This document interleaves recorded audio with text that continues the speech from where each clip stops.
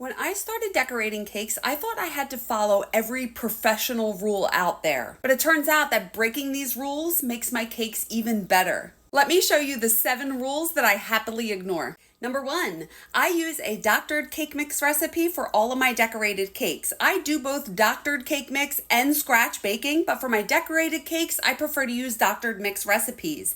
I used to bake from scratch for my decorated cakes, and I found that my customers really loved the texture and the flavor once I switched over to a doctored mix recipe. And that is blasphemy in the cake decorating world. However, I am not ashamed of it. I love it. My customers love it, and there's nothing wrong with it. I never lie to anyone if they ask, but I wouldn't want to lie because I'm not ashamed of them. And I do have a recipe ebook with my best doctored cake mix recipes, and that is linked in my bio.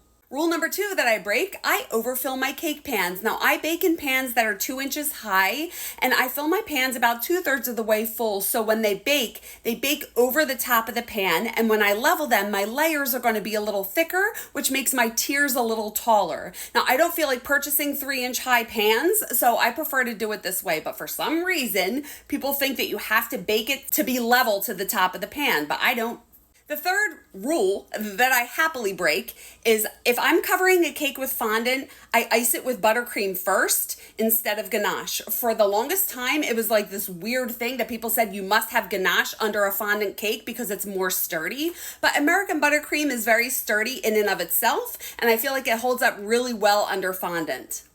Rule number 4 that I break in the cake decorating world is I refrigerate all of my cakes. Every single one of my cakes goes into the refrigerator once it is iced in American buttercream icing. If it is just iced in buttercream, if it is covered in fondant, decorated with edible images, everything goes in my refrigerator. The key to working with refrigerated cakes is that you must keep the environment that you're working in very cool to help prevent the condensation from forming on the cake. So if you do not have air conditioning in your house, I would not recommend refrigerating your cakes because you're going to have to deal with condensation issues. And I have been refrigerating all of my cakes for over 20 years, and I still get people asking me about this and telling me that they were told that you cannot refrigerate fondant cakes for some weird reason, but I always do. Rule number 5 that I break is I use imitation clear vanilla in my cakes and my icings, and this is blasphemy to some people. You wouldn't believe some of the messages that I get saying that I can't claim myself as being a real baker because I like to use stuff like this. However, my customers love it. I love it, and it keeps your icings white, and everyone just raves about this stuff. There is nothing wrong with using an imitation vanilla extract in your cakes and icings. Rule number 6, I use pre-made flowers on my cakes. I have said it many times in my videos. I do not like to make flowers. There are some flowers that I can make, some sunflowers, some Gerber daisies, and they look really nice. However, I do not want to spend hours and hours making these flowers.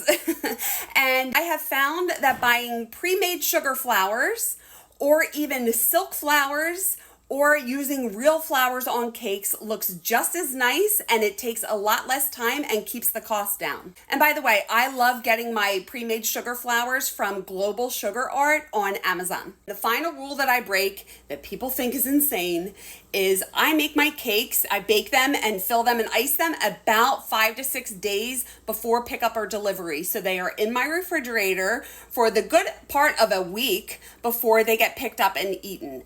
And everyone has this weird fresh thing, like, is it going to be fresh?